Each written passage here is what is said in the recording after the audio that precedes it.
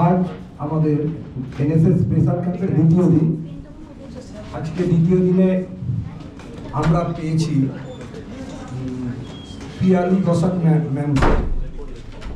তিনি একজন পর্বতারোহী এবং পৃথিবীর 6টি চূড়াতে পর্বত শৃঙ্গে তিনি অক্সিজেন ছাড়াই কিন্তু জয় করেছেন। এটা কিন্তু পৃথিবীতে মানে ভারতবর্ষে তিনি একমাত্র ব্যক্তি যিনি 6টি পর্বত শৃঙ্গেই কিন্তু অক্সিজেন ছাড়াই তিনি সম্ভব করেছেন এই অসাধ্য সাধন। তাকে পেয়েছি তার জীবনের যে বিভিন্ন প্রতিকূলতা এই জয় করতে গিয়ে বা জীবনের শুরুটা, তিনি যখন জীবনটা শুরু করেছিলেন 5 বছর বয়সে, তখন কিশোরয় বইতে ম্যাম পড়েছিলেন এডমন্ড হিলারি আর তেনজিং নরগে শেরপার কথা। সেদিন থেকে তিনি স্বপ্ন দেখেছিলেন পর্বত শৃঙ্গে উঠবেন। তো তোমাদের সামনে এইরকম একজন ব্যক্তিত্ব কে আমরা পেয়েছি, এটা আমাদের সকলের পক্ষে ভীষণ সৌভাগ্যের। এবং তার জীবনের যে যুদ্ধ, জীবনের যে সংগ্রাম, তিনি আজকে আমাদের সঙ্গে শেয়ার করবেন। পরবর্তীকালে তিনি ধীরে ধীরে যে সমস্ত এভারেস্ট জয় করেছেন ম্যাম, প্রথমে একবার তিনি পারেননি, তারপরে দ্বিতীয়বার জয় করেছেন। এবং তার প্রতিকূলতা, তার এভারেস্টের থেকেও ম্যাম বলবেন মাকালু পর্বত ভীষণ প্রতিকূল, অন্নপূর্ণা পর্বত শৃঙ্গ, এগুলো এভারেস্টের থেকেও আরো প্রতিকূল পরিবেশ, যেখানে -55 ডিগ্রি। মাকালুতে ম্যাম যখন গিয়ে জয় করেছেন তখন -55 ডিগ্রি টেম্পারেচার, চিন্তা করো। তার সঙ্গে 140 কিলোমিটার তুষার ঝড়। একটা সময় ম্যাম কিন্তু প্রায় বরফের মধ্যে 3 দিন নিখোঁজ ছিলেন। এইভাবে তিনি তার জীবনটা তিনি কাটিয়েছেন। এই ধরনের একটি মানুষ, এবং ম্যাম নিজেও বলেন পর্বতারোহী হতে গেলে কিন্তু ভীষণ একটা দক্ষ, একটা ফিজিক্যাল একটা বিরাট স্ট্রেংথ দরকার হয়, হার্ট ফুসফুস এগুলো খুব ভালো দরকার হয়, প্রয়োজন হয়। তার সঙ্গে মানসিক দক্ষতা, মানসিক যে বিষয়টা, মেন্টাল যে গেম, সেটা কিন্তু অসাধারণ। আর ম্যাম কিন্তু আরেকটা কথা বারবার বলেন, মানুষ হিসাবে ভালো মানুষ না হলে কিন্তু পর্বত আরোহণ করা যায় না। কারণ ম্যাম তার অভিজ্ঞতায় বলবেন, ওই বরফের মধ্যে ধরো 10 বছর আগে যে পর্বতারোহী মারা গেছেন, তিনি কিন্তু ওই একদম অ্যাজ ইট ইজ একটা তাজা মানুষের মতনই পড়ে আছেন। তার মানে ওইসব ডেড বডি অতিক্রম করে তাকে কিন্তু একাই যেতে হচ্ছে।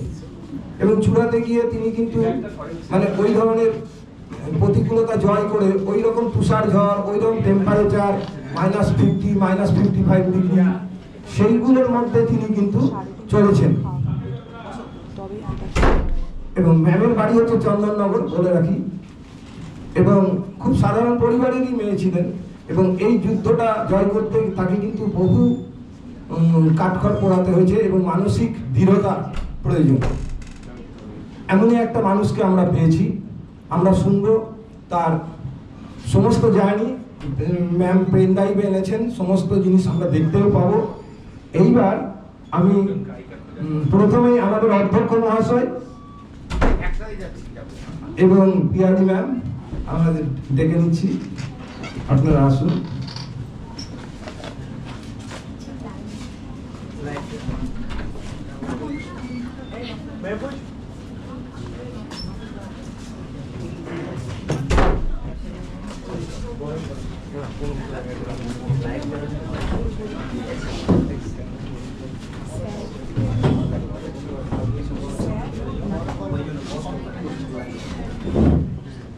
আমরা খুব তাড়াতাড়ি প্রোগ্রামটি শুরু করব।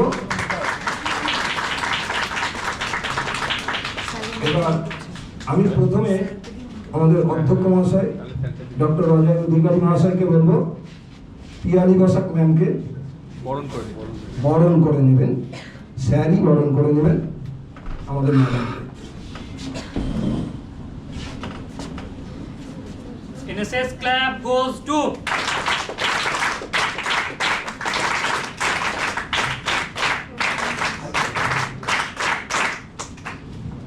NSS clap goes to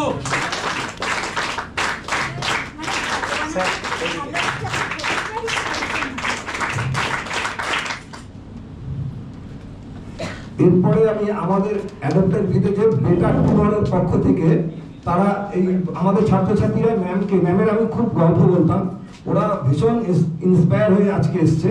ওরা একটি ছোট্ট উপহার তুলে দিচ্ছে, পরমা মাহাতো বেটা টুমারের পক্ষ থেকে ম্যামের হাতে তুলে দিচ্ছে।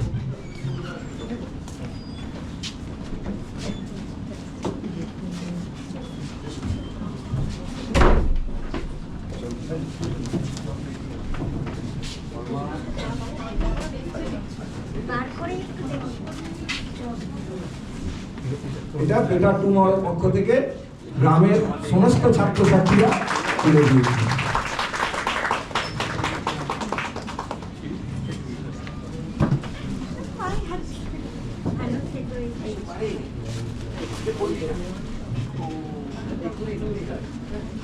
আচ্ছা, এইবার সবাই খুব সংক্ষিপ্ত, আমি অনুষ্ঠানের সূচনাটি প্রারম্ভিক ভাষণ হিসাবে আমাদের অধ্যক্ষ মহাশয় ডক্টর অজয়কে আহ্বান জানাচ্ছি। আমি আজকে একদম বেশি সময় নেব না, গতকালও বক্তৃতা করেছি এবং মাঝে মধ্যে বক্তৃতা করতে হবে। আমি আজকে আমার যতগুলো আনন্দের দিন আছে তার মধ্যে আজকে আমি ভীষণ খুশি, কারণ একজন ভারত বিখ্যাত মানুষের সঙ্গে আমি পাশে বসে রয়েছি এবং আমি ওনার সঙ্গে অনেকগুলো ছবি তুলেছি। তো উনি যদি বিরক্ত হন ওই জন্য বললাম যে যদি আজকে আমার এখানে প্রধানমন্ত্রী বা মুখ্যমন্ত্রী বা ধরো শাহরুখ খান কি অরিজিৎ সিং এরা আসতো, আমি কখনোই তার সামনে গিয়ে আমি কারোর সামনে গিয়ে ছবি তুলতে চাই না। কিন্তু she is achiever, she is an achiever. তা এই অ্যাচিভার মানে কি পৃথিবীর শ্রেষ্ঠ শৃঙ্গে উনি উঠেছেন উইদাউট অক্সিজেনে, ঠিক আছে? এবং সেটা হচ্ছে যে আমাদের পশ্চিমবাংলার একটা আম বাঙালি ফ্যামিলি পরিবারের একটি কন্যা হয়ে উনি আমার প্রায় কন্যা সম, মানে আমার পুত্র প্রায় 32-33 বছর, আমার কন্যা 30 বছর পার করেছে, উনি প্রায় কন্যা সম আমার। কিন্তু আমি খুব গর্বিত হয়েছি যে ওনার সঙ্গে আমি বেশ কয়েকটা স্ন্যাপ নিয়েছি। আমি কারোর সঙ্গে আমি স্ন্যাপ নিই না, কিন্তু আমি ভীষণ খুশি হয়েছি। আমি শুধু এইটুকু বলবো যে সবাই এভারেস্ট চড়বে এমন কোনো মানে নেই, সবাই সেই জিনিসটা পারেও না, সবাইকে দিয়ে সব হয় না। রবীন্দ্রনাথও যেরকম সবাই হয় না, আবার পিয়ালি বসাকও সবাই হয় না, তেনজিং নরগেও সবাই হয় না। কিন্তু কথা হচ্ছে যে প্রত্যেকের মাথার মধ্যে এটা থাকা উচিত যে আমাকেও অ্যাচিভার হতে হবে। If you have a goal you can achieve it, এবং সেই গোলটাকে ন্যাশনালাইজ করতে হয় এবং তার জন্য সারাক্ষণ ধরে প্রচেষ্টা করতে হয়। তাহলে উনি এই পশ্চিমবঙ্গের একটা ছোট্ট জায়গার থেকে উঠে এই সারা পৃথিবীর যারা পর্বতারোহণ করে তাদের সঙ্গে, মানে এটা কিন্তু ইন্টারন্যাশনাল গেম এবং লক্ষ লক্ষ টাকার ব্যাপার থাকে, সেই টাকাগুলো আমাকে তুলতে হয়, তুলে তাকে অ্যাচিভ করতে হয়েছে। এবং তার সাথে সেই শারীরিক সক্ষমতা এবং এটাকে ধরে রাখা। উনি এমনভাবে বললেন যে আমি একটু আজকে ব্যাগ কেন, আমি জিজ্ঞাসা করলাম আপনার এত বড় ব্যাগ কেন? বলে আমি একটু সান্দাকফু যাবো, যেরকম আমরা বিকেলবেলা পাড়ার দোকানে চা খেতে যাই, মানে যেটার জন্য আমরা সারা বছর পরিকল্পনা করি সান্দাকফু যাবো দূর থেকে, উনি সেই সান্দাকফুর পাহাড়ে উঠবেন মনে হচ্ছে যেন বিকেলবেলা চা খেতে যাচ্ছেন। তা এই রকম জায়গায় এই কনফিডেন্স, এই ধরনের অ্যাচিভমেন্ট পেতে গেলে জীবনযাত্রায় কি ধরনের সংকল্প মানুষের থাকে এবং কিভাবে সেই প্রস্তুতি মানুষকে তৈরি করতে হয়, তারই কথাগুলো ওনার কাছ থেকে আমি শুনবো। আমি বললাম যে আমি আজকাল খুব একটা এক্সাইটেড হই না কোনো কাজে, কিন্তু উনি আসবেন শুনে থেকে এক্সাইটেড ছিলাম। ওনাকে দেখার পরে আমি আরও বেশ খানিকটা উৎফুল্ল হয়েছি এবং আমি ওনার সাফল্য কামনা করছি আর ওনার কাছ থেকে শুনবো বলে অপেক্ষা করছি। সকলকে ধন্যবাদ।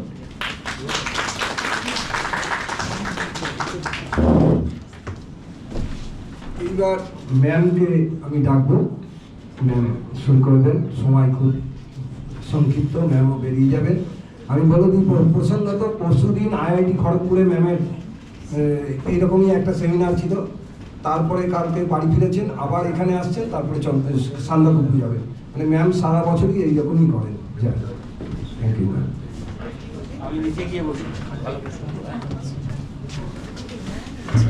আচ্ছা একটু বলেন তারপর আমাকে জায়গা ছেড়ে দিছে।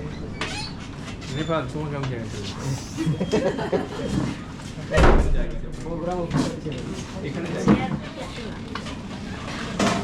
মুর্শিদাবাদ জিয়াগঞ্জে রানী ধান্যকুমারী কলেজের সমস্ত প্রিন্সিপাল স্যার এবং আরও যারা প্রফেসর আছেন, স্যার ম্যাডাম, সবাইকে আমার প্রণাম জানাচ্ছি।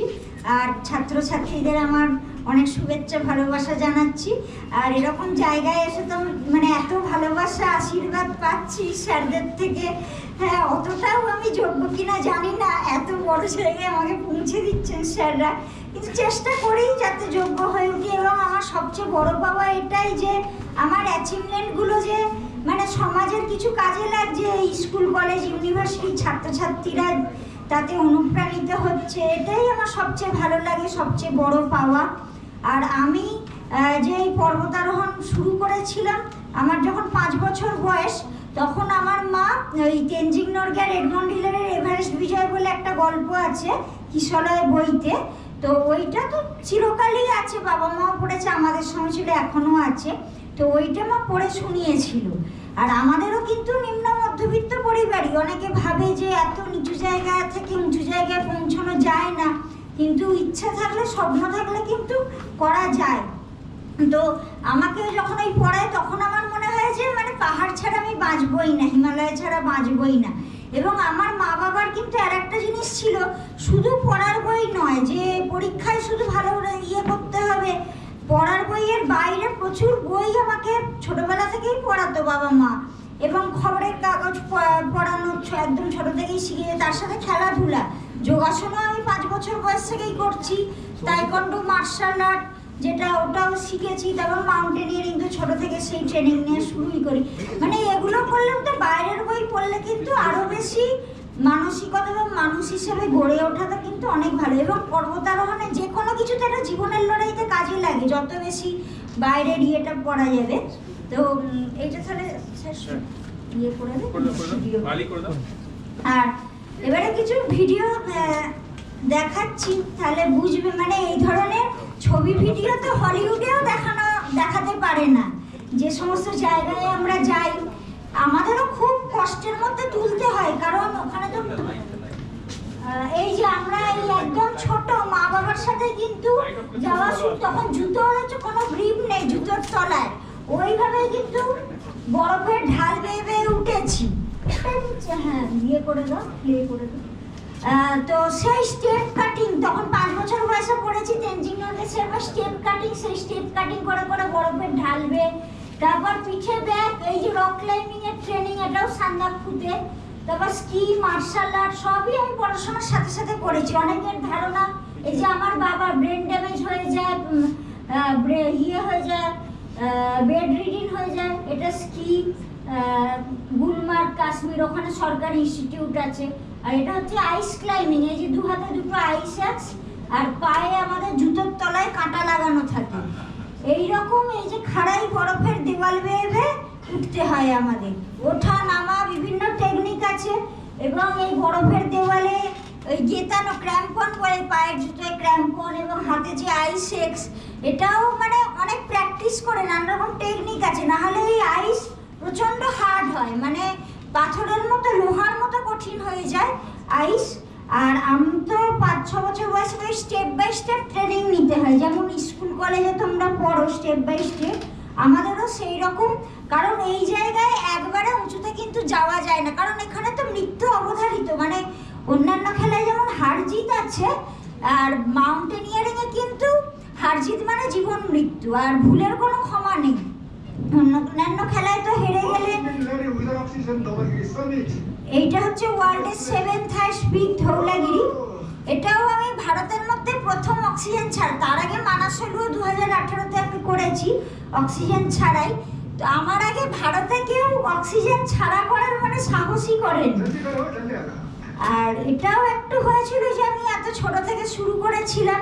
আর প্রথম মেন হচ্ছে কিন্তু ভালোবাসার জোর, যেটা ভালোবাসবে সেইটাতে। আমাকে অনেকে প্রশ্ন করে যে মনের জোরে আমরা হয়তো উঠি, এখানে কিন্তু এত কঠিন পরিস্থিতি, মনের জোরও ওখানে কোনো কাজে আসে না।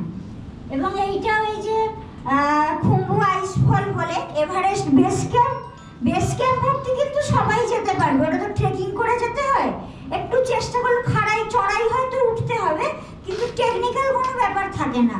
হ্যাঁ, একটু মোটামুটি অভিজ্ঞতা হলে যেতে পারবে, কিন্তু তারপর থেকে কিন্তু এই ক্লাইম্বিং যখন শুরু হবে তখন কিন্তু ট্রেনিং ছাড়া আর হবে না। সেগুলোই যেমন দার্জিলিংয়ে হিমালয়ান মাউন্টেনিয়ারিং ইনস্টিটিউট আছে, তেনজিং নোরগে শেরপা তৈরি করেছিলেন উনি। ওখানে হচ্ছে আমাদের এই যেটা খুম্বু, এই যে দেখছো চারিদিক থেকে কিন্তু বরফের দেওয়াল ভেঙে ভেঙে পড়ে, এবং এই যে এখানে দেখছো ল্যাডার নিয়ে গেছে, এগুলো পুরো আনস্টেবল। মানে এই যে এখন দেখছেন তো কয়েক ঘন্টা পরে কিন্তু আর এটা থাকবে না, এই বরফের দেওয়ালটাই থাকবে না, অন্য ফাটল হয়ে যাবে, অন্য বরফের দেওয়াল হয়ে যাবে। মানে হিমালয়ের তো উচ্চতা বাড়ছে সবাই জানেন আপনারা ধীরে ধীরে, যে কারণে এইটা পুরো আনস্টেবল। এবং এই যে এখন ল্যাডার বয়ে বয়ে নিয়ে যাওয়া হয়েছে, ওখানে ল্যাডার লঞ্চ করা বলে, তারও আলাদা টেকনিক আছে। ল্যাডার লাগানো, কিন্তু ল্যাডার আর বেশি উঁচুতে তো নিয়ে যাওয়া যায় না, এটা হচ্ছে একটু নিচের দিকে, খুম্বু আইসফলের নিচের পাটটা। খুম্বু আইসফল অনেক বেশি হাইট, তো এইখানে তারপর কিন্তু আমাদের ওই রকম এই যে বরফের দেওয়াল বেয়ে উঠছে। এভারেস্টের একদম সবাই বেস ক্যাম্প থেকে স্টার্ট হয়েছে, এটা খুম্বু আইসফল বলে। এটা খুম্বু আইসফল তো মানে পৃথিবীর সবচেয়ে বিপজ্জনক জায়গা। এখানে দক্ষতা যতই বেশি থাকুক, এই যে বরফের দেওয়ালেই ভেঙে পড়তে, যেটা দিয়ে উঠছি না সেইটাতে ভাইব্রেশন হচ্ছে, ক্র্যাক ধরার আওয়াজ হচ্ছে, মানে কিছুক্ষণ পরে ওটা ভেঙে পড়বে। ওই জন্য টেনশন সবসময় বুক ধড়ফড় করছে। মানে এই যে ওপরে গেলে কিন্তু এরকম লাফিয়ে পার হতে হবে। আরো বিপজ্জনক সব জায়গা থাকে, সেখানে তো ফটো ভিডিও আমরা করতে পারি না, কারণ তখন প্রাণ ওইবারে পৌঁছবো কিনা তার কোনো ঠিক থাকে না। তো এইরকম ধরনের এগুলো আমাদের ওই মাথায় গোপ্রো বা ইনস্টা 360 ওইগুলো লাগিয়ে করতে হয়, অ্যাকশন ক্যামেরা বলে। তো এইরকম কিন্তু আমাদের 11, 12, 13, 14 ঘন্টা বা কখনো 20-22 ঘন্টা কন্টিনিউ এইভাবে ক্লাইম্ব করে যেতে হয়। এই যে কয়েক মিনিট দেখানো হচ্ছে, মানে কয়েক মিনিটের ব্যাপার নয়, মানে কতটা কষ্টের ব্যাপার বুঝতে পেরেছেন। এবং মানে ওখানে তো আবার অক্সিজেনও নেই, যত উপরে যাবো তো এখানে তো আমরা দৌড়াচ্ছি, ফুটবল খেলছি, ক্রিকেট খেলছি, তারপরে শ্বাস প্রশ্বাস তো নিতে পারছি, দম নিতে পারছি, ওখানে সেটাও নেই। হ্যাঁ, মানে একটা কথা বলতে গেলেই ওখানে 100 বার 50 বার মানে হাঁপিয়ে শ্বাস নিতে হবে, এইরকম হয় ওখানে। তারপর তো এইরকম কঠিন কাজ করা তো সমতলে করাই তো অনেক কঠিন এগুলো। তার এবার যেটা বললাম, এবার এখানে এত ভয় লাগে, মানে সবসময় আমরা তো কন্টিনিউ বরফের দেওয়াল বেয়ে উঠছি আর ওই ফাটল পেরোচ্ছি, উঠছি ফাটল পেরোচ্ছি এরকম। আর সমতল জায়গা নেই যে বেশ আরামসে একটা লাফ দিলাম, ওরকম নয়। ওই দেখলেন তো একটা বরফের দেওয়াল থেকে আর একটা বরফের দেওয়ালে লাফ মারছি, আর ওই যে লাফ মেরে জুতোর কাঁটাটা সাথে সাথে গিটিয়ে দিতে হবে, কিন্তু আমাকে লাফটা সেইভাবে মারতে হবে যাতে জুতোর কাঁটাটা গিয়ে বরফের দেওয়ালে গিটিয়ে দেওয়া যায়, এবং সঙ্গে সঙ্গে বডিকে ব্যালেন্স করে নিতে হবে। এবং প্ল্যান করে, মানে পায়ের সামনের কাঁটা গেতাবো না পায়ের সাইডের কাঁটা গেতাবো, পুরো পা তো ওখানে রাখা যায় না, নয় সামনে নয় সাইড, সেই দিকে ব্যালেন্স দিতে হবে, পুরো বডি ব্যালেন্স। এবং আবার পিঠে অত ভারী ব্যাগ, প্রায় 13-14 কেজি ওজন নিয়ে উঠতে হয় ওই খাড়াই বেয়ে বেয়ে। হ্যাঁ, তো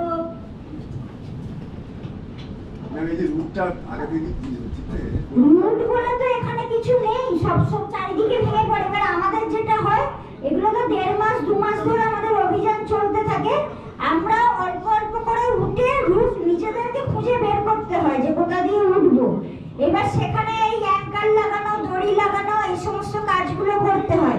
পরে আবার আমরা কিন্তু নিচে চলে আসি, একবারে ওই উচ্চতায় যাওয়া যায় না, যেটাকে বলে অ্যাক্লিমাটাইজেশন, মানে অধিক উচ্চতার সাথে বডিকে মানিয়ে নেওয়া। আর অক্সিজেন নেই তো তার সাথে বডি, এবার কি বলতো, এই যে যেহেতু অক্সিজেন নেই সেখানে আমরা যাচ্ছি, শরীরের মানে কিন্তু বদলে যায়, মানে অর্গানের যে কার্যকারিতা সেটাই, মানে কিডনি, লিভার, হার্ট, লাংস তো বদলাচ্ছে আলাদাভাবে করতে। কিডনি, লিভার মানে যেগুলো ব্লাড উৎপন্ন করে, হিমোগ্লোবিন উৎপন্ন করে, সেইগুলো মানে আরো বেশি বেশি হিমোগ্লোবিন তৈরি করতে থাকে, না হলে তো ওই কম অক্সিজেনের সাথে অ্যাক্লিমেটাইজেশন হবে না। তো এই রক্ত তৈরি হতে কিন্তু খানিকটা সময় লাগে, ওই জন্য ফট করে উপরে যাওয়া যায় না। এবং এমনও হয়েছে এই HMI পৃথিবী বিখ্যাত ইনস্টিটিউট, তার প্রিন্সিপাল একজন নন্দু জয়াল বলে, উনি ওই করে, তিনি তাহলে কত বড় মাউন্টেনিয়ার, উনি করেছিলেন কি মানে কম একদিনের মধ্যে একটু বেশি হাইটে চলে গিয়েছিলেন, মারা গেলেন উনি। হ্যাঁ, প্রিন্সিপাল কত অভিজ্ঞ। আর ওখানে তো এই যে এই তাবু আমাদের তো সব বই, আর বিউটেন গ্যাস, এই যে লাল গ্যাসটা হাতে ধরে আছি দেখছেন, ওটা হচ্ছে বিউটেন গ্যাস। ওই রকম প্রচুর পরিমাণে আমাদের গ্যাস ওপরে নিয়ে যেতে হয়। আর ওখানে তো রান্না করা যাবে না, আমাদের রান্না যা কিছু হয় বেস ক্যাম্পে হয়, ওপরে আর রান্না হবে না। ওখানে রান্না করা খাবারটা শুধু গরম করে করে খাই আমরা। আর ওই যে বললাম 5-6 দিন ওপরে গিয়ে আবার আমরা কিন্তু নিচে নেমে আসি, ওই বিপজ্জনক জায়গা দিয়ে আমাদের বারে বারে অনেকবার ওঠানামা করতে। ওই বরফই দিচ্ছেন খাবার? ওই বরফ, ওখানে তো বরফ একদম পিওর, ওখানে তো পলিউশনও নেই, কোনো রোগ জীবাণুও নেই, ওখানে অক্সিজেন এত কম না, মানে মানুষ তো বাঁচেই না। আমি তো অক্সিজেন ছাড়া যেতে পারি, কিন্তু বেশিরভাগ জনই তো পারে না। আর ওখানে কোনো ভাইরাস ব্যাকটেরিয়া নেই, মানে কোনো গাছপালা, ঘাস, শ্যাওলা নেই, কোনো পোকামাকড়ও নেই, এমনকি ভাইরাস ব্যাকটেরিয়াও নেই, মানে রোগ জীবাণুই নেই ওখানে। আর এই জলটাই তো গ্লেসিয়ার, ওই যে পেছনে এভারেস্ট, ওই যে হাওয়া চলছে, বরফটা পুরো উড়িয়ে নিয়ে যাচ্ছে। এটা 4 নম্বর ক্যাম্পে যাচ্ছি, লাস্ট ক্যাম্প এভারেস্টে, সাউথ কল বলে। ওই সাউথ কল মানেই হচ্ছে, ওই কল মানে ডিপ্রেশন একটা, তার একদিকে এভারেস্ট একদিকে লোৎসে। রাত্রিরে হ্যাঁ, স্বামীর যতগুলো এই যে রাত্রিরে তুষার ঝড় এসে গেল, এই যে সব ফেরত চলে গেল, আমি এটা যাচ্ছে যে অক্সিজেন ছাড়া সারা রাত আরোহণ করেছি। তারপর তো ভিডিও ফটো করতে পারেন, কারণ ওখানে এত ঠান্ডা, উপরে গেলে তো আরো ঠান্ডা, যত উপরে যাচ্ছি তুষার ঝড় চললে -70-80-তে চলে যায়। আর ওই যে ওইখানে একটুর জন্য স্যার জোর করে আমাকে অক্সিজেন লাগিয়ে দিলেন, কারণ সারা পৃথিবীতে অক্সিজেন ব্যবহার করেও তুষার ঝড়ে কেউ বাঁচেনি আজ পর্যন্ত। সারা পৃথিবীর সেরা সেরা পর্বতারোহী মারা গেছে তুষার ঝড়ে। হলিউডে তো সিনেমাও আছে, দেখবেন হয়তো, সেই 1996 সালে সেরা সেরা পর্বতারোহীরা কিভাবে তুষার ঝড়ে একে একে মারা গেল সব, সেই নিয়ে সিনেমাটা, বই লেখা হয়েছিল, তার থেকে সিনেমা। এইবার আমার এই ফান্ডের সমস্যা, হ্যাঁ, এই মানুষজনই যা আমাকে সাপোর্ট করে, সরকার, রাজ্য, কেন্দ্র, কোনো কিছু মানে নিয়ম থাকলেও এসে আমাদের কাছে পৌঁছয় না। তো আর ক্রিকেট, ফুটবলের মতো তো এত প্রচার নেই মাউন্টেনিয়ারিং এর এখনো, তো কোনো স্পন্সর বা সাপোর্ট থাকে না। তো এইবারে সেই কি হলো, এবার আমার তো টাকা হয়নি, এদিকে আমি এভারেস্ট যাবোই, কান্নাকাটি, কারণ ক্রাউড ফান্ডিং এ যতটা টাকা হয়েছে তাও 8-9 লাখ টাকা উঠে গিয়েছিল, সেটা তো জমা দিয়েছি। এবার যদি আমি ক্যান্সেল করে দিই, তুষার ঝড়ের জন্য নিচে চলে আসি, টাকা কিন্তু আর ফেরত হয় না, টাকা যা দিলাম চলে গেল। আর বারবার তো এত মানুষের সাপোর্টও পাবো না সবসময়, কারণ আমাদের গরিব মানুষ, মানে দোকানদার, সবজি বিক্রেতা, মাছ বিক্রেতা, এইরকম সমস্ত মানুষ, শিক্ষকরাও দিয়েছে, টিচাররা, ডাক্তাররা, সবাই।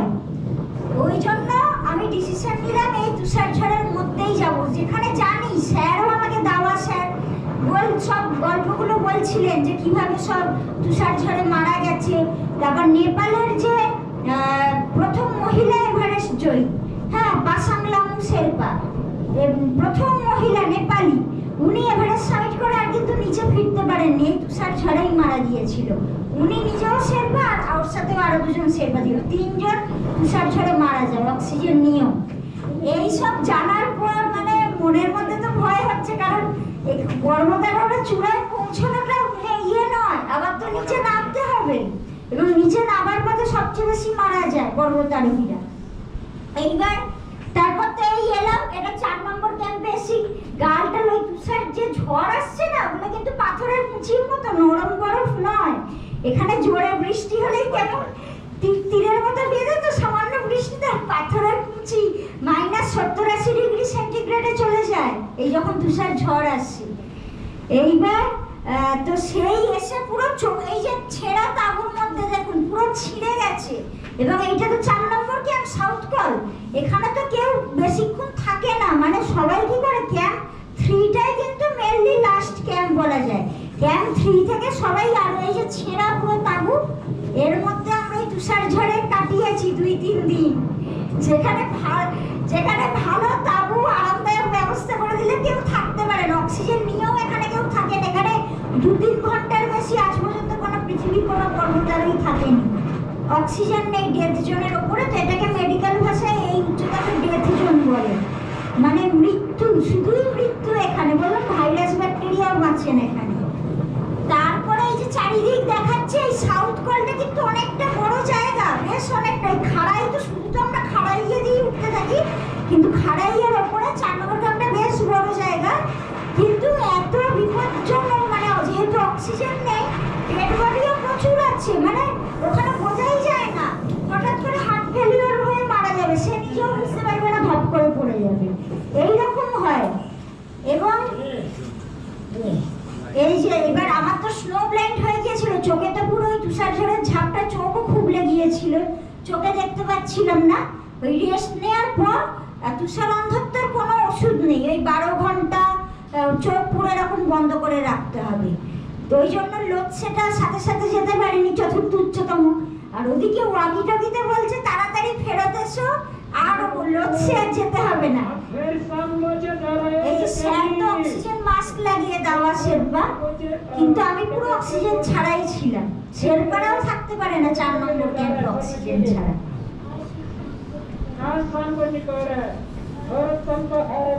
আর ওইখানে চাম্পা বলে ছাতুটাকে, ওদের পাহাড়ি বিভিন্ন বালু দিয়ে তৈরি হয়।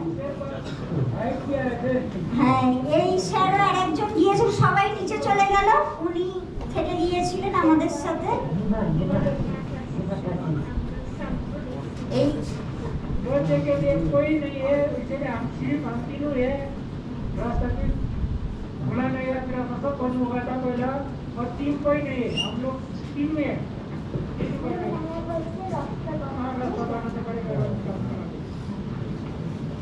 ওই আবার যে 4র্থ উচ্চতম শৃঙ্গ লোকসে গেলাম, মানে এই যে মানে বড় টিম থাকলে তো দড়ি লাগানো, অ্যাঙ্কার, সেফটি, অনেক কাজটা সোজা হয়, কিন্তু এই যে আমরা মাত্র 3 জন মিলে যাচ্ছি, এটা তো আরো কঠিন হয়ে যায়। তারপর বরফে তো দড়ি চাপা পড়ে যাচ্ছে, ওঠার পর কোথা দিয়ে নামবো খুঁজে পাচ্ছিলাম না, সেটা এই স্যাররা ছিলেন বলে ওনাদের ওনারাও আন্দাজে তুষার ঝড়ে তো এখান থেকে এইটুকু দূরত্ব দেখা যাচ্ছে না, 1 ফুট দূরত্বই দেখা যাচ্ছে না, এমন পরিস্থিতি ছিল।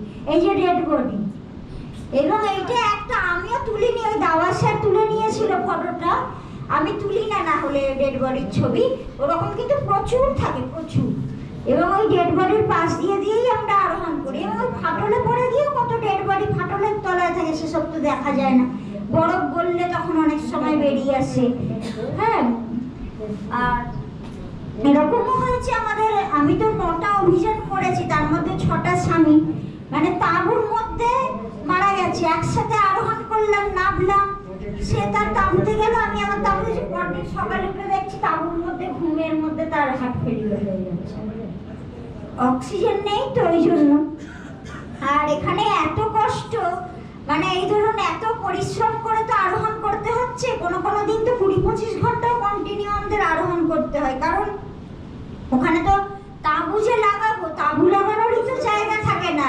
হ্যাঁ, খাড়াই বরফের দেওয়াল, তার মধ্যে আইসেক্স দিয়ে একটু তাঁবু মতো তৈরি করে তাঁবু লাগানো, চারিদিক দিয়ে বরফের ধস নামছে, পাথরের ধস নামছে, এমনও হয়েছে আমরা তাঁবু জিনিসপত্র রেখে গেছি, বরফের ধসে সব চলে গেছে, পরদিন এসে দেখছি আমাদের ইকুইপমেন্ট নেই, সব চলে গেছে। তো সেই কারণে এবার এই যে এত ঘন্টা পরিশ্রম করে উঠছি, তারপরে গিয়ে যে রেস্ট নেবো, হপাস করে শুয়ে পড়লাম, সে হবে না। মানে তারপর বরফ কেটে কেটে তাঁবু লাগা, তাঁবুতে এত হাওয়া চলে, তাঁবু তো উড়িয়ে নিয়ে চলে যায়, মানে তাকে ধরাই যায় না, ওইভাবে তাঁবু লাগানো। তারপরে এই বরফ কেটে এনে জল তৈরি করা, জল বলে তো ওখানে কিছু নেই, বরফ গলিয়ে জল তৈরি করা, খাবার তৈরি করা, সব কিছু করতে হয়। তারপরে যে এত কিছুর পর যে রাত্রিরে শান্তিতে ঘুমোবো, সেও তো শান্তি নেই, ওই বরফের মধ্যে তাঁবু লাগালে কি আর ঠান্ডা আটকায় নাকি, তাও আমাদের স্লিপিং ব্যাগ থাকে, নানা রকম থাকে, কিন্তু -50-60 ডিগ্রি সেন্টিগ্রেড না, ডিপ ফ্রিজের মধ্যে -1-2 সেন্টিগ্রেড থাকে, ওর মধ্যে কিছুক্ষণ হাতটা রাখলে হাতে যন্ত্রণা হয়ে যায়, অবশ হয়ে যায়। আর আমরা তো এই জায়গায় 1 মাস 1.5 মাস 2 মাস ধরে আমাদের কাটাতে হয়। হ্যাঁ, দিয়ে সেই তো নিচে থেকে তো প্রচন্ড ঠান্ডা। আর এই যে দেখছেন আইসের পুরো কালারটা কিন্তু চেঞ্জ হয়ে গেছে, এখানে ভালো এসছে, সব জায়গায় আসেন এই যে ব্লু আইস ব্ল্যাক আইস বলে এগুলোকে, আইসটা ক্রিস্টাল হয়ে যায়। হ্যাঁ, আর প্রচন্ড হার্ড হয়ে গেলো, লোহার মতো, মানে ক্র্যাম্পগঞ্জে লোহার, ওটা লোহার কাটাও না, ওই স্টিল যেটা অ্যালয় স্টিল, ওই স্টিল আমাদের দেশে এখনো তৈরি হয় না, টেকনোলজি নেই। বিভিন্ন যে ধাতুগুলো মিশিয়ে অ্যালয় স্টিল তৈরি করা হয়, সেটা আমাদের দেশে এখনো এই টেকনোলজি নেই। হ্যাঁ, স্টিলের থেকে প্রচন্ড হার্ড হয় এই ক্র্যাম্পন আইসেক্স যেগুলো আমাদের তৈরি হয়, এবং তার উপর হালকা করতে হবে। ওখানে তো 5 গ্রাম ওজন মনে হয় 500 কেজি, ও মানে পৃথিবীটা নিচের দিকে টানছে, আমরা তো অভিকর্ষজ গ্র্যাভিটেশনের অপোজিটে ক্লাইম্ব করছি, প্রচন্ড ভারী লাগে। তো তারপরে হচ্ছে এই যে অ্যাভালাঞ্চ, এই যে আমরা শুধু তুষার ঝড়ের মধ্যে উঠছিলাম তা নয়, ঝড় হলে কি হয়, এবারে অ্যাভালাঞ্চ নামে তো ধস নামে আমাদের পুরো গায়ের ওপর দিয়ে, আমরা পুরো বরফের ধসের ভেতরে ঢুকে যাচ্ছিলাম, আমাদের ওপর দিয়ে ওরকম অ্যাভালাঞ্চ যাচ্ছিল। এবার ওই যে দেখলেন কত ফাটল, তো এবার ফাটল তো আমরা দেখতে পাচ্ছি না কিছু, কোথায় হাত দিয়ে দেবো, পা দিয়ে দেবো, চলে যাব, কেউ ওই ফাটল থেকে তুলতেও পারবে না। আর এইটা একটা, এই যে নেপালে বাসে যাচ্ছি, হ্যাঁ, তো অনেকে ভাবে যে এত বাধা, হ্যাঁ আমি আর পারবো না, মানে হাল ছেড়ে দেয়, কিন্তু এইরকম তো বিপজ্জনক জায়গায় যেখানে মানুষের প্রাণ থাকে না, সেইখানে আমি কিন্তু এই টাকার সমস্যা বললাম, ফান্ডের সমস্যা, টাকা বাঁচানোর জন্য কিন্তু বাসের মেঝেতে বসে গেছি, যেখানে যেটুকু টাকা বাঁচানো যায়। সিট নিতে গেলে বেশি টাকা লাগবে, এই যে রাত আবার ডবল মাস্ক দেখো, তার উপরে করোনার টাইম, এটা করোনা হয়েও গিয়েছিল আমার, এইভাবে গেলে তো হবেই না। রাত্রিরে তো এই যে বাসের মেঝেতেই তো আমি ঘুমিয়েছি, হ্যাঁ জুতো পরে তো জুতো ফুতো সব আমার মুখে, এদের জুতো তো আমার মুখের সামনে, রাত্রির বেলা ঘুমোচ্ছি, লোকজন এই যে আমি শুয়ে আছি, এই যে পাশে জুতো, হ্যাঁ এবার লোকজন তো জুতো পরে আমার গায়ের মধ্যে মারিয়ে দিয়ে চলে যাচ্ছে, রাত্রিরে তো বাসের আলোটা নিভিয়ে দিয়েছে, এবার অনেকে নাবছে টয়লেট যাচ্ছে, আমাকে পুরো মারিয়ে দিয়ে চলে যাচ্ছে জুতো পরে। এইভাবে ট্রেনেও কিন্তু জেনারেল কম্পার্টমেন্টেও চলে গেছে এরকম অভিযানে, টয়লেটের পাশে খবরের কাগজ পেতে বসে চলে গেছি। সুতরাং স্বপ্নটা থাকলে কিন্তু কোনো বাধা, কোনো কিছু মানে আটকালে চলবে না, সেটাকে যে করে হোক রাস্তা বার করে বাধাটা পেরিয়ে যেতে হবে। আর এখানে কিন্তু পর্বতারোহণে আরো যে এই যে দেখো, এইখানে আমাদের অ্যাভালাঞ্চের সব দড়ি টড়ি নিয়ে চলে গিয়েছিল, যে দড়ি ছাড়া যাচ্ছি, এই খাড়াই বরফের দেওয়াল, এই বরফ অ্যাভালাঞ্চ নেমে ছিল বলে এই যে টুকরো টুকরো কিছু বরফ উপরে সব রয়েছে, ঝুড়ো বরফ, কিন্তু এইতে যদি একবার পা স্লিপ করে যায় তাহলে কিন্তু সোজা নিচে, কোনো দড়ি নেই, সেফটি নেই, কিছু নেই, পুরো হাজার হাজার ফিট নিচে গিয়ে পড়বো। বা এই বরফেরও টুকরো অনেক সময় ভেঙে যেতে পারে, যেখানে পা আগে যাচ্ছে সেটাই ভেঙে গেল, চাঙড় ভেঙে যায়, এরকমও হয়। এইটা চোইউ, মানে এটা হচ্ছে নেপাল আর তিব্বত বর্ডারে, নেপাল চায়না বর্ডারে, তো চায়নার দিক দিয়ে অনেকে আরোহণ করেছে, উত্তর দিক দিয়ে, এটা দক্ষিণ দিক দিয়ে পৃথিবীর মধ্যে আমরা প্রথম গিয়েছিলাম। মানে এইদিকে এত টেকনিক্যাল, আর এই যে এত বরফের ধস আছে, সব হ্যাঙ্গিং গ্লেসিয়ার, মানে ঝুলন্ত গ্লেসিয়ার। একটা তো হয় খাড়াই 90 ডিগ্রি, আর একটা হচ্ছে ওভারহ্যাং, মানে 90 ডিগ্রির থেকেও বেশি, মানে 100 ডিগ্রি, 120 ডিগ্রি, 120 ডিগ্রি, মানে উল্টো দিকে হারানো, ঝুলে ঝুলে উঠতে হবে।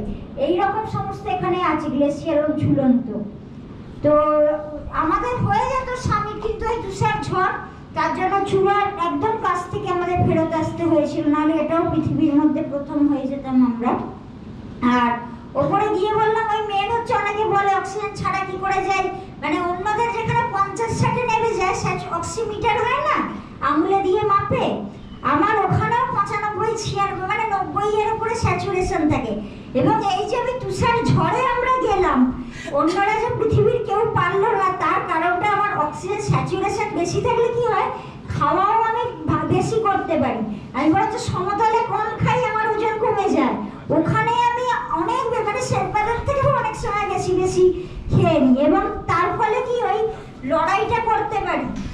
ওখানে তো বেশি মারা যায় ওভার এক্সস্টশনে, মানে এই যে পরিশ্রমের কথাটা বললাম না, এত বেশি পরিশ্রম তার মতো মানুষ খেতে পারে না। পাহাড়ে গেলে কি হয় দেখবেন, বেড়াতে গেলেও এই মাথা ঘুরছে, জল খেতে গেলে বমি পাচ্ছে, এরকম হয়। ওটাই হচ্ছে হাই অল্টিটিউড সিকনেস। এবার যত উপরে যাবে তত রকম বমি পাবে, খেতে পারবে না। বাকি পর্বতারোহীদের সেটাই হয়, ব্রেন কাজ করে না। ওখানে তো মাথায় অক্সিজেন যায় না বলে তো ব্রেন কাজ করে না। এবার একটু ডিসব্যালেন্স হয়ে গেলে তো উপর থেকে পড়ে গেল, শেষ। ওখানে তো এরকমই, পা রাখার তো জায়গাই নেই বেশিরভাগ জায়গায় এরকম। কিন্তু আমি বেশি বেশি খেতে পারি বলে ওই অক্সিজেন ছাড়া হোক বা তুষার ঝড় আসুক, যা কিছুই আসুক, মানে লড়াই করার শক্তিটা পাওয়া যায়, এই আর কি। আর স্বামীটা তো আমাদের সবসময় এই যে সন্ধ্যেবেলা বেরোতে হয়, কারণ সারা রাত আমরা আরোহণ করি, সারা রাত আরোহণ করে পরদিন সকালে পৌঁছবো, দিয়ে তো আবার নামতে হবে, নেমে আসতে হয়। কারণ সূর্যের আলো তেজ বেড়ে গেলেই বরফটা গলতে শুরু করে, তখন ধস নামা আরো বেড়ে যায়। যে কারণে এই যে খুম্বু আইস ফল বা কিছু কিছু জায়গা আছে সেখানে আমরা রাত্রিরে ক্রস করি, যেখানে বেশি ধসপ্রবণ এরিয়া সেগুলো আমরা রাত্রিরে ক্রস করি, ঠান্ডা একটু বরফটা জমাট থাকে। আর এইটা তো আমরা এই যে অন্নপূর্ণা যাচ্ছি, অন্নপূর্ণা তো ডেডলিয়েস্ট পিক, ওয়ার্ল্ডের 10th হাইয়েস্ট, 10ম উচ্চতম, কিন্তু সবচেয়ে বেশি মৃত্যুর হার অন্নপূর্ণাতে। এটাতে ওই ওভারহ্যাঙ্গিং গ্লেসিয়ার, সব ঝুলন্ত গ্লেসিয়ার ঝুলে ঝুলে উঠতে হয়, যে কারণে অনেকেই পারে না। আর পশ্চিমবঙ্গ থেকে এখনো অন্নপূর্ণা সামিট করা কেউ নেই। এইখানে সামিটে এই যে জ্বর সর্দি দুবার করে যেতে হয়েছে, মানে পলিটিক্স অনেক রকম হয় সেই সময়। এখানে বলছি মানে তোমরাও বুঝবে, যখনই উঁচুতে পৌঁছবে, অ্যাচিভমেন্ট বা বেশি হয়ে যাবে, উঁচুতে পৌঁছবে, তখনই পেছন থেকে টেনে ধরা, বাধা দেওয়ার সব চলে আসে। এখানেও সব অভিযানেই আমার হয়েছে, তো এখানেও অন্নপূর্ণা আমাকে চূড়ার কাছাকাছি গিয়ে আবার ফেরত আসতে হয়েছিল, যেতে দেয়নি, সে অনেক ঘটনা।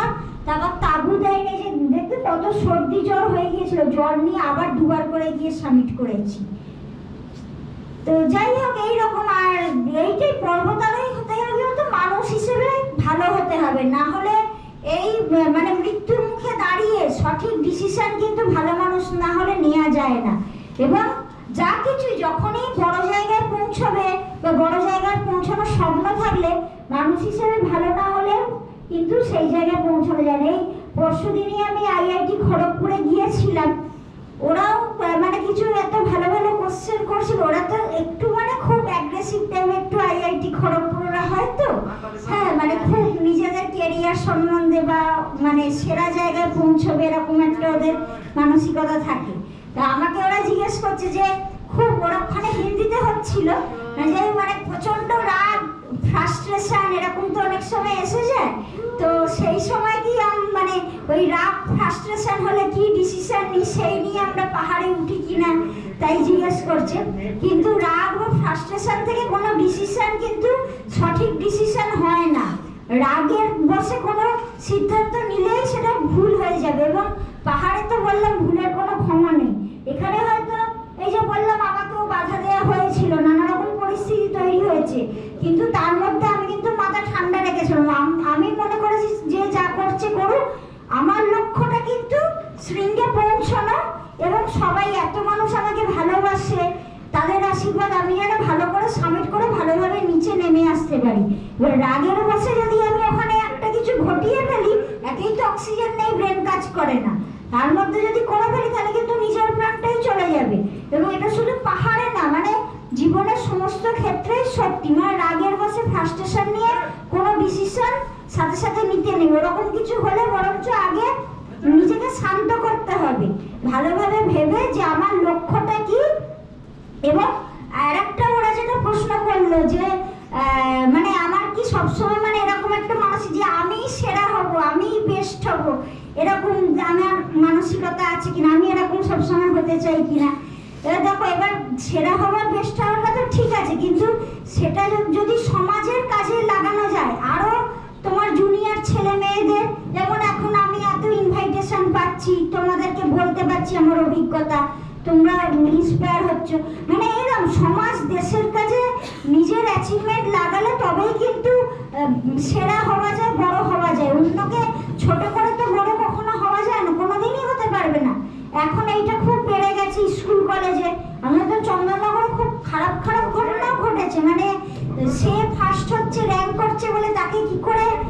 ক্ষতি করে দেবে, করে সে নিজে হবে এইরকম ধরুন, কিন্তু এইটা করে সে কোনোদিনই বড় জায়গায় পৌঁছতে পারবে না। স্কুল অব্দি ঠিক আছে, তারপর আর কিছু হবে না এইভাবে।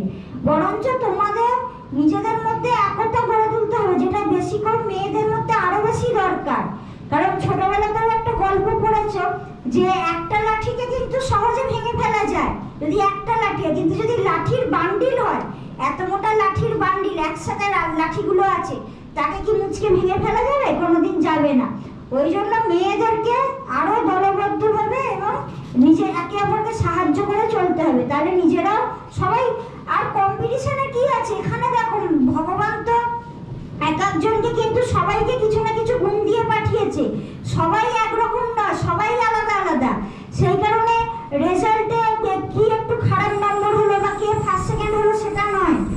হ্যাঁ, আমি তো ম্যাথমেটিক্স নিয়ে পড়েছি, অঙ্ক নিয়ে গ্র্যাজুয়েশন, আমি পড়াশোনা খেলাধুলা একসাথে করেছি, কিন্তু সারা পৃথিবীতে আমাকে এখন অঙ্ক নিয়ে পড়ার জন্য চেনে না, বা আমি তো সরকারি স্কুলের টিচার, তার জন্য তো চেনে না আমাকে তো চেনে পাহাড়ে ওঠার জন্য, পর্বতারোহণের জন্য। সেইরকম তোমাদের মধ্যেও কেউ নাচ ভালোবাসো, গান, আঁকা, খেলাধুলা, কিছু না কিছু ভালোবাসো। পড়াশোনার মধ্যেও এতগুলো সাবজেক্ট আছে, সবাই কোনো না কোনো একটা বিষয় ভালোবাসো, তাহলে নিজের ভালো লাগাটা খুঁজে বার করতে হবে। আবার সবকিছু জোর করে কিন্তু হয় না, যেটা আমি দেখেছি। যেটা ভালোবাসো সেইটা নিয়ে এগোলে তবে কিন্তু সেটা নিয়ে সেরা জায়গায় পৌঁছানো যায়। কারণ ভালোবাসা ছাড়া সেটা অনেক রকম বাধা আসতে থাকবে, অনেক রকম কঠিন পরিস্থিতির সম্মুখীন হতে হবে। সুতরাং সেটার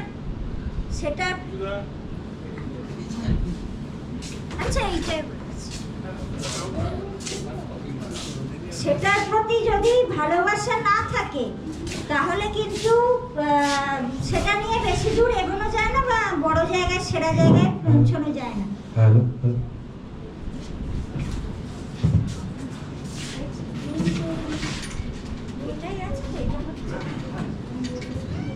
তো সেইটাই। আর আমি তো চাইবো তোমরা সবাই বড় জায়গায় পৌঁছো, সেরা জায়গায় পৌঁছো। আমি যেখানে এলাম, স্যার ম্যাডামদের থেকে এত ভালোবাসা আছে, ওনারা এত আশা করে আমায় নিয়ে এলেন।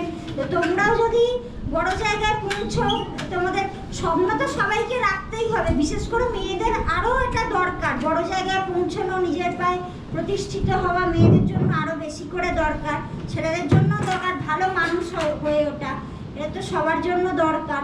আর ছাত্রছাত্রীরাই তো দেশের ভবিষ্যৎ, ছাত্রছাত্রীদের বাদ দিয়ে তো দেশ কোনোদিন উঁচু জায়গায় পৌঁছতে পারবে না। ছাত্রছাত্রীরা, তার জন্য কি আমাদের পড়াশোনার মান আরো উন্নত করতে হবে, খেলাধুলার মান আরো উন্নত করতে হবে।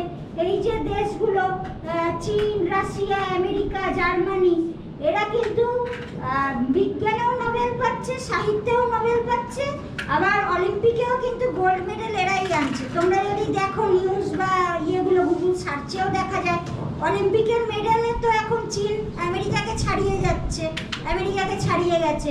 আবার তারাই কিন্তু বৈজ্ঞানিক গবেষণা বা যে কোনো কিছু পড়াশোনার দিক থেকেও তারা পৃথিবীর সেরা।